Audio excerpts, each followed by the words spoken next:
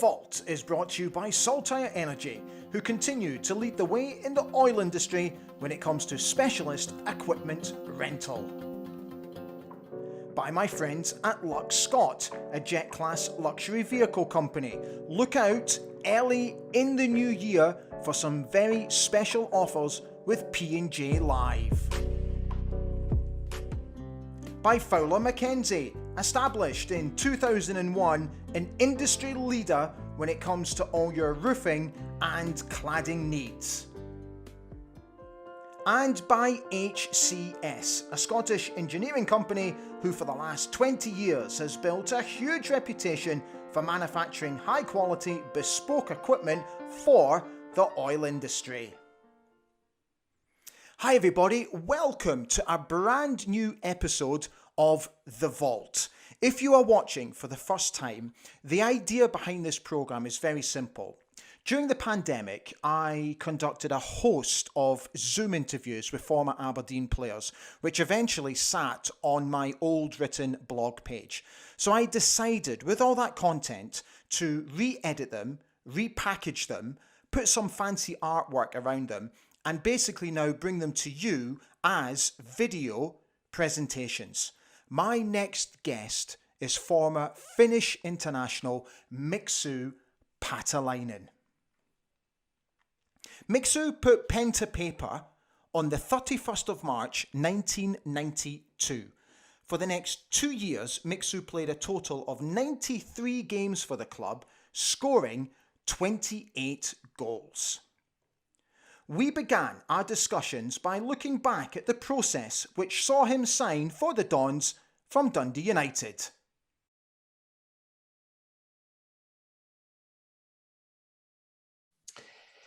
Yeah, obviously, I had been at Dundee United almost 5 years. There was some rumours before I heard officially. There had been some rumours that Aberdeen were interested and looking at me, but the most official or concrete was when Jim McLean phoned me one afternoon and said that the club has been talking to Aberdeen about me, and two clubs have now agreed a fee. So would you like to speak to them? Immediately I said yes, I would love to speak to them, and that very evening I drove to Aberdeen, the old Skindoo hotel, and we had a chat there, and we agreed everything. It was very straightforward. I was keen joining Aberdeen, and obviously playing against them and knowing how good players they had and big club they were, and obviously Alex Ferguson time at Aberdeen was not too far back either. So I knew that there was it would have been good and great, and obviously when you spend 5 years at the club, you want a change. You want to experience something else. Don't get me wrong, I enjoyed my time at Dundee United as well, and it was my first club abroad. But Aberdeen, I felt was a great opportunity for me to further my career and to go to the club that really challenges. I know at the time it wasn't the glory days, if you like, but so there was no hesitation at all. I was keen as mustard, and I wanted to speak to them and wanted to join. Okay. Can you remember who you met? Was it just Willie Miller? It was Willie Miller. He was Drew Jarvie, his assistant, and I can't remember the director or chairman. Who obviously was with us as well. Okay. But, it wasn't a big party at all. It was 3 people, and everything went very smoothly. And like I said, we agreed there and then. Boom. Great. And I was delighted. Fantastic. Okay. Can you recall the mood in and around Pittodrie at that time? Because the team had been struggling and it hadn't really been that long since Willie took over from Alex Smith. Yeah, obviously Willie came in and I was his first signing. Yeah. Yeah. I realized that and I valued that immensely. But whenever the new manager comes in, that automatically lifts the dressing room. It does. And Willie, obviously being a legend at Aberdeen, everybody, had the automatic respect and knew who he was and all that. He knew the club, he knew the supporters, he knew everything about the club.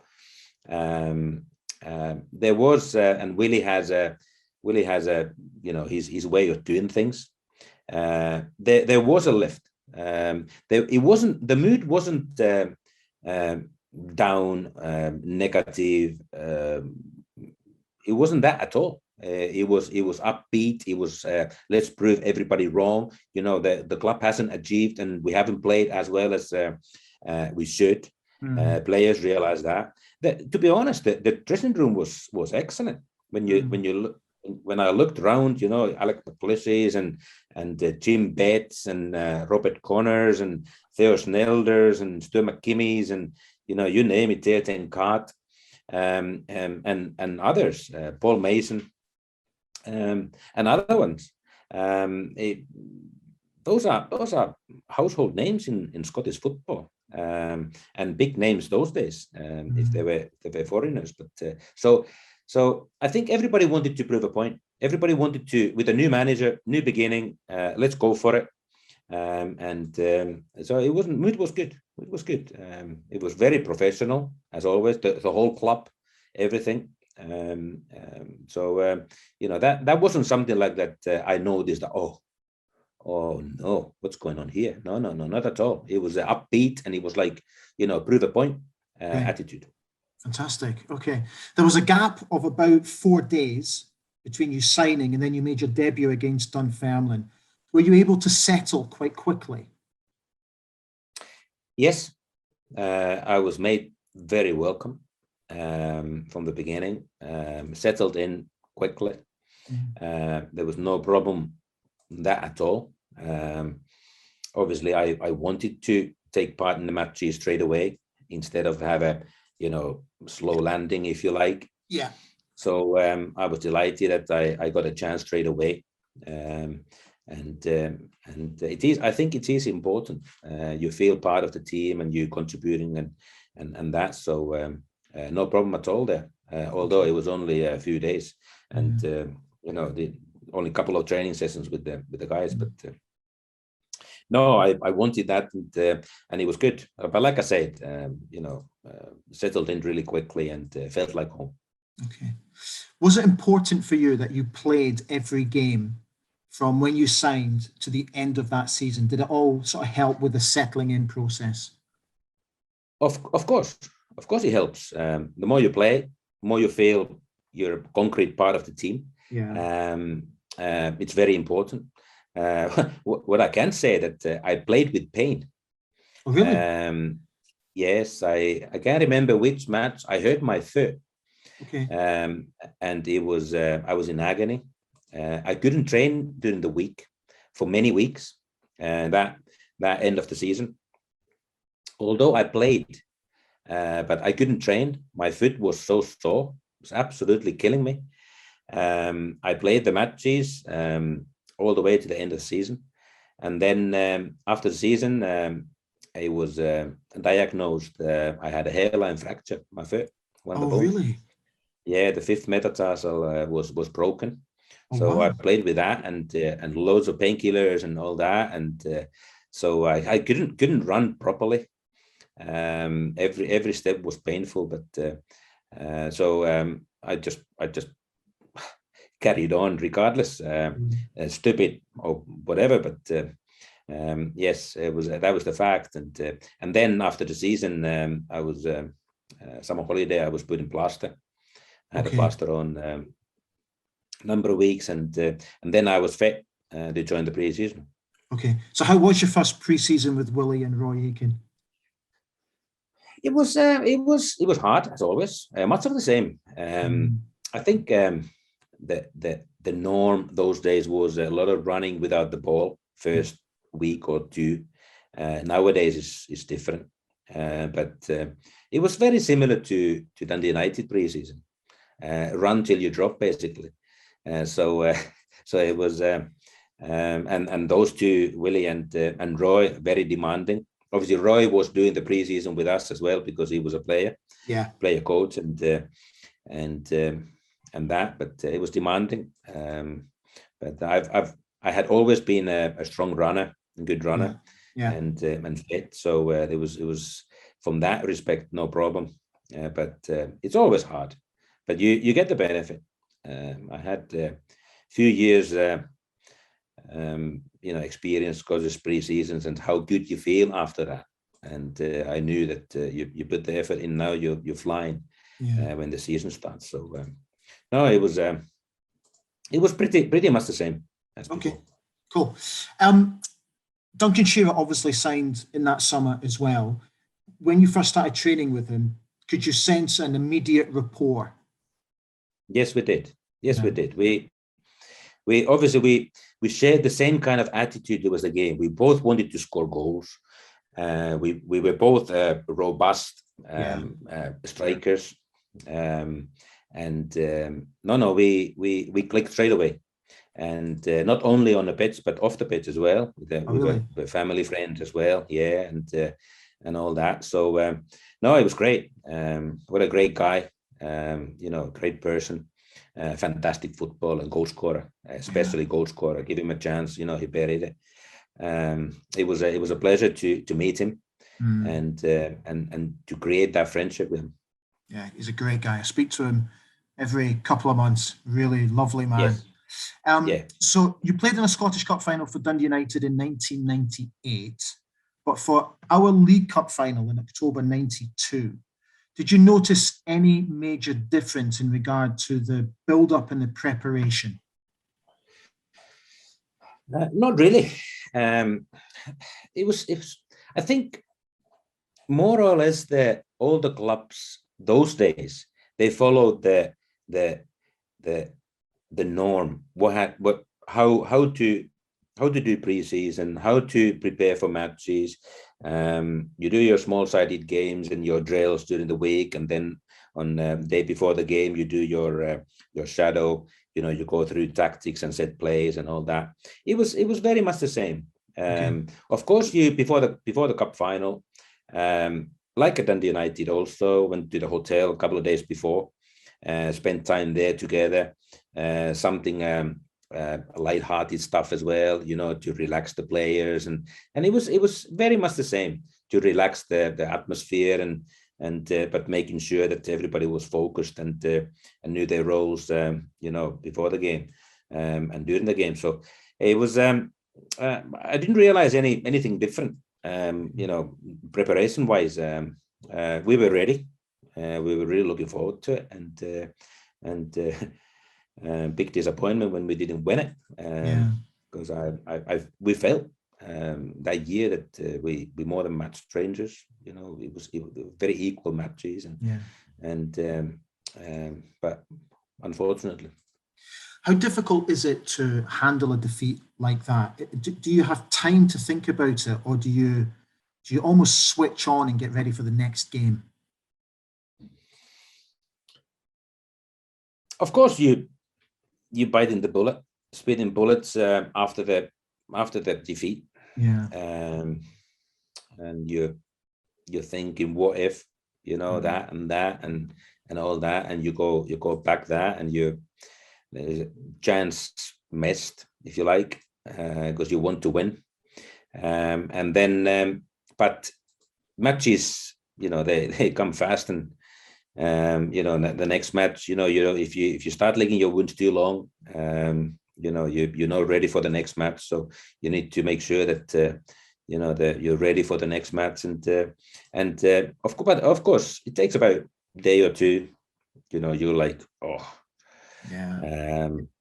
very disappointed, but then then you turn that into the positive, and you know, come on, next time and the next match, and let's do it again, and make sure we get to the Scottish Cup final as we did, and do well in the league. But no, it was you need to shake it off quickly.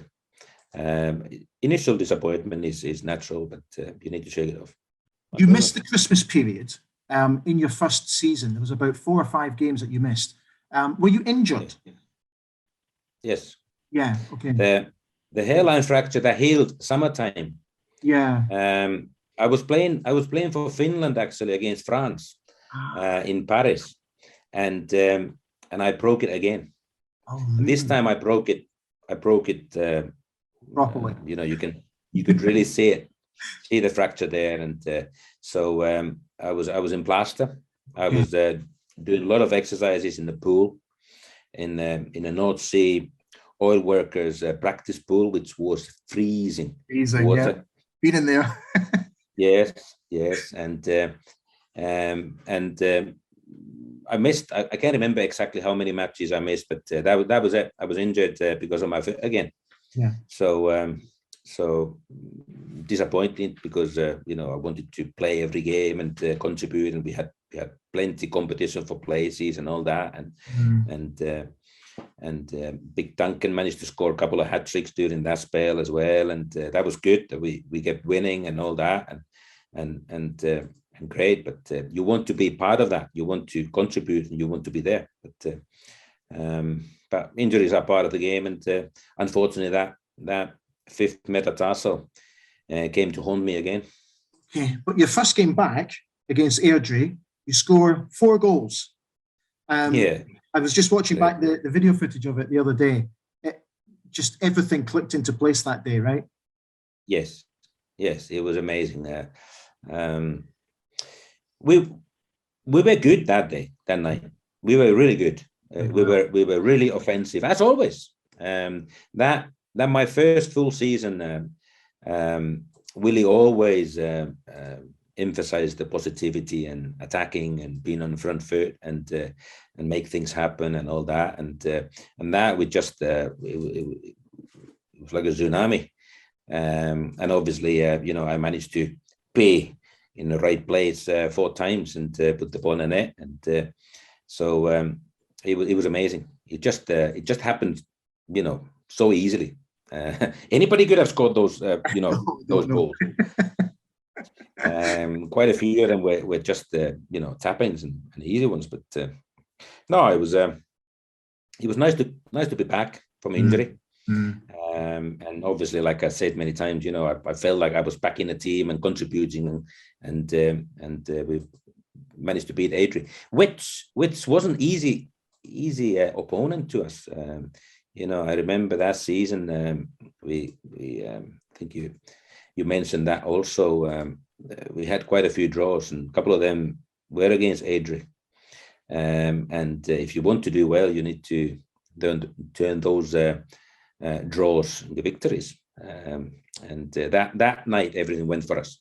I wish we scored a couple of goals less that night, and put a couple of goals, the draws, the ones we drew. So we would have been able to win them. But that night we totally we hammered them and played really well. Going ahead to the Scottish Cup final, did you learn anything from the previous defeat against Rangers that you personally took into this game? Mainly confidence. Really? Confidence. We didn't do that well against Rangers in the league. No, that's right. That's right. Yeah, we beat them late on last season, but lost the other ones. So we should have at least got a draw against them every time. But I know it doesn't go like that. But that League Cup final against Rangers, I knew that we had a chance to beat them. It was mainly confidence. Then obviously when we met them again in the Scottish Cup final later on that season, I think everybody knew that we can beat them. We narrowly got beat in the League Cup final earlier, and with an own goal as well. So let's go one better. Hopefully, Lady Luck is on our side, and we managed to beat them. But unfortunately, it wasn't. But we were confident. We knew that on our day we can beat them. We knew that. Got to. So I think the biggest learning, if you like, was confidence and big stage, cup final that we can perform. Obviously, Rangers had a very strong team. Make mistake about that, but it's international players every position basically. Really strong, but we matched them. There's no question, and we had to believe in the dressing room. We were like, come on, let's do this. And it wasn't like Rangers and let's make it. Our thinking wasn't that let's stay above Celtic. Our thinking was, come on, let's catch Rangers. Let's win it. And it was we had a hungry squad, hungry dressing room. It was really good, and we believed in ourselves. What was more disappointing for you, losing the League Cup final or losing that Scottish Cup final? Very difficult to say. Of course, the League Cup final is always the first cup final. So you get to the cup final, you don't know whether you reach another cup final that season. So you are majorly disappointed that you lose League Cup final. And as we were. But on the other hand, Scottish Cup final is Scottish Cup is bigger cup. And you get a European place from that as well. Of course, we had European place from the league anyway, but in general, it is a bigger cup. So to lose that last game of the season, all focus on that one match, the whole Scotland is watching. It is major blow, and then you go on summer holidays after that, and you have more time to lick your wounds, if you like. So it is quite it is very disappointing to lose that, but it's difficult to say which one. You end up getting whether it's a League Cup final or Scottish Cup final, you want to win because it's one off, it's a chance to put a name on a trophy and enjoy and enjoy with the supporters and all that. And Aberdeen has always had fantastic support and all that to give them something as well. And also, for yourself as a player. But unfortunately. Okay. Well, you've covered the question about why we fell short in the league that season, so that's fine. So let's go on to the following season. Was there a sense when you guys came back for pre-season after what you had just experienced the season before? Was there almost a sense of a more determination to do better, to go that step further? Absolutely. Absolutely there was. We knew we were so close, second in every competition. And the matches against Rangers were not like 3-4-0. No, they were tight matches. They were tight matches, very close. Could have gone either way. So we knew that we had it. And obviously we had been just over a year together under Willie's management as well. That continuity, we were believing that we are stronger this season. Some of the young players gained valuable experience. They were stronger for the next season. No, it was the belief was there. We wanted to do one step better because that's all we needed. And it was because Rangers won everything. Somebody might think that Aberdeen were just happy to be second. No, we were not. We were not. We were hungry and we were like, come on, let's do it. Aberdeen had won the league titles before, cups before. So why couldn't we do it again? And when we look at around us, like I said, in the dressing room, the faces were there. We had a good balance between younger players, Ian Jesse, Scott Boots, Stephen Wright, and the other ones, and the younger ones as well, who came in and contributed. And then we had the experienced guys like Jim Betts and that McLeishes, and although he retired after that, and eventually, but so we had experience and international players, national team players, and there was no need to other than believe in yourself. Let's talk about the Torino games. Do you think that was a missed opportunity? 100%. It was incredible. In Torino, being 2-0 up. Yeah. And then lose the game. That late free kick. That was big. But we knew at the same time that we scored 2 goals. And we had 2 away goals. And then we scored the first goal, well, a cracker, Lee Richardson, Pittodrie. And then, we were in a driving seat again because we had 2 away goals. And then lose the game again. It was silly. It was stupid. We showed a little bit. I think Italians have always been tactically really astute, really strong. They know if they go to lead, they close the shop, nothing happens. They time waste, they frustrate the opponent, they do everything you can. We kept playing the same way. We kept believing, let's score another one. We were a little bit naive, I think. But because we were in a driving seat, 2-0 Torino, and then scored a great goal at home. Maybe the goal came too early. Goals never come too early. I'd give you that. But it was a big blow and great chance wasted. But you learn from this. Yeah, absolutely. Okay, in terms of the league championship, we were always in the race that season. Was there ever a sense or even chat in the dressing room that you guys could actually win the league? The determination was there. The desire was there, and the belief. We had tough characters in the dressing room, and sometimes in the dressing room, strong words were flying, and fingers were pointed. You need to do better, and come on. And that only shows how hungry we were, how strong we were, how determined we were. That wasn't negative.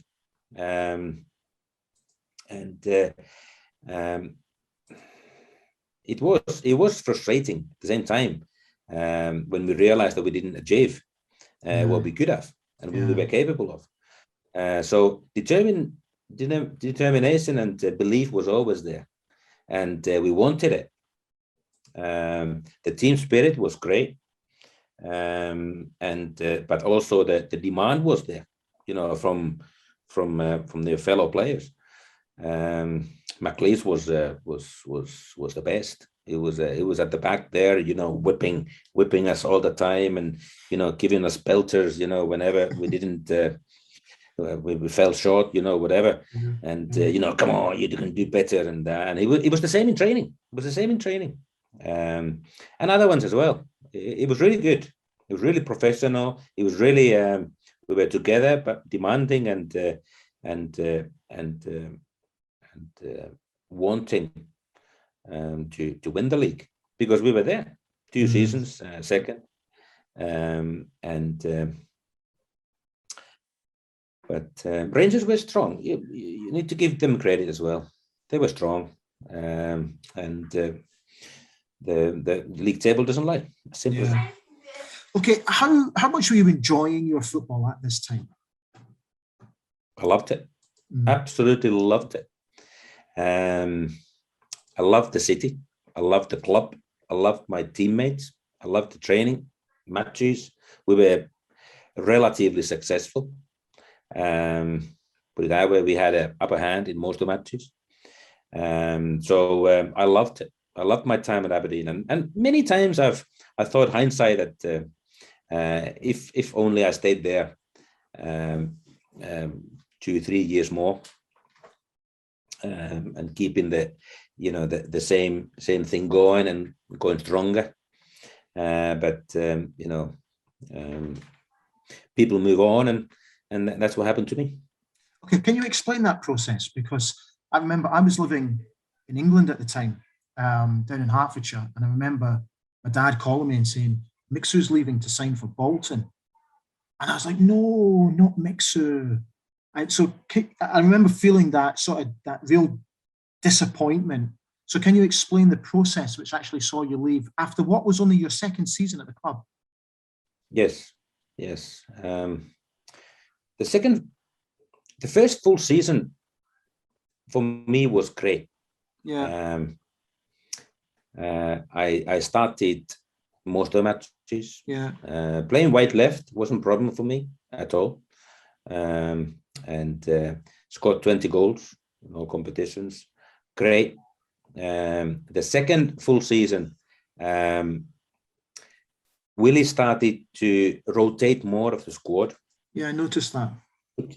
Yes, which is understandable. Mm-hmm. And sometimes when that happens, it is difficult to find the rhythm.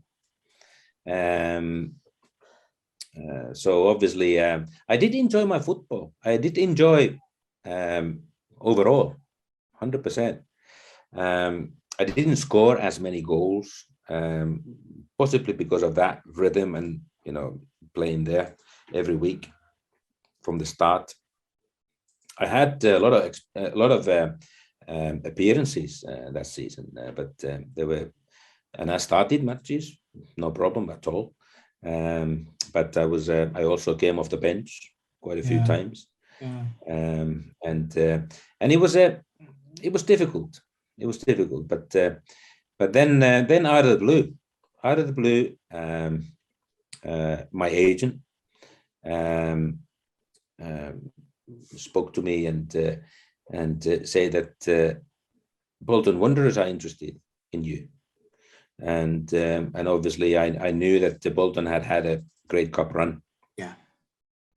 In England, and they were playing in the second highest division, and I thought that an English football obviously is English football. There's a lure to go to England. So then one day, Willie didn't take me to pre-season tour that summer because he anticipated that I would leave. Funny enough, the pre-season tour was in Finland. Oh, no way. Yes, and he didn't select me to go there because he felt that I would move on and all that, and it was during that the clubs agreed the fee, and I moved to Bolton. So it's amazing how it happens in football. Yeah. It happens so quickly. Yeah. Happens quickly out of the blue. Same as me joining Aberdeen. Yeah. It was like one phone call, 4 o'clock, 5 o'clock, 7 o'clock, meeting, 9 o'clock, agreed, done, boom. Yeah. Amazing. Different jersey. So it happens so quickly when it happens. And that's what happened with Bolton as well. So it was but many times I've wondered, but thinking hindsight is no good. But that's the way it went. Yeah. But I did enjoy my time at Aberdeen. Loved it. It wasn't like I was desperate to leave and I was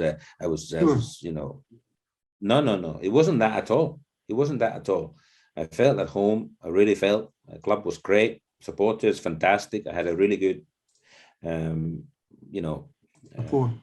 mutual feeling, respect and relationship. Everything was good, no problem at all. Maybe it was when the chance to go to England was concrete. Maybe the lure to go there and explore things there was also a factor. It's interesting actually, because when I spoke to Lee Richardson, he said the same. Yeah. He said, the lure of England was there. In hindsight, if he could have his time again, he would probably have stayed an extra couple of seasons. Yes. And only recently, quite interestingly, Charlie Nicholas said the same as well. Because Charlie left Aberdeen to go back to Celtic after we won the Scottish Cup final. And he actually said, I should have stayed with Aberdeen. I shouldn't have gone back to Celtic. Yeah. So it's quite interesting, that, isn't it? Yeah, it is. But I can't knock it, because we ended up having plenty of success with Bolton. Yeah, absolutely. Hey, listen, you took an opportunity. It was a great opportunity. Yeah, we got promoted to the Premier League, and went to the League Cup final, Wembley, and all that. So it was those were good days. Yeah. But Aberdeen is a wonderful club. Yeah. It's a great club. And I so 100% enjoy my time there. So you do think same as I think about other transfers as well from the other clubs. Sometimes I wonder if I stayed longer. Same in management as well. Sometimes you're a manager, you're headhunted to go somewhere, and if only I stayed a little bit longer. For example, Kilmarnock, I only stayed there one season. Then Finland national team came calling. I wondered many times if only I stayed with Killy and strengthened that and all that. So, but like I said, looking back and thinking, hindsight is somebody says stupidity. But on the other hand, you must learn from your decisions and from those junctions that should I stay, should I go? That could be a song. And but it's so but that's life, and that's the football career. Okay, last question for you. So if you could turn back the clock and change anything from your time with Aberdeen, it could be a moment, it could be a decision that you made, anything, what would you like to change?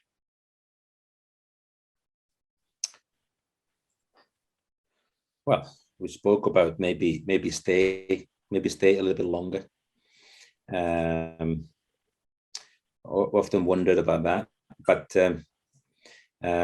obviously we should have won something. Yeah, we should have won something. We were so close. We had such a good team. We have such a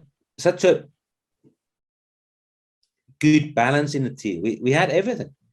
We should have won for the club, for the supporters, for ourselves. That I would like to change. Even if it was win one of the cups, never mind the league. But everything was there for us. Everything that was there for us. So that's one thing I would change. Win and be proud of it.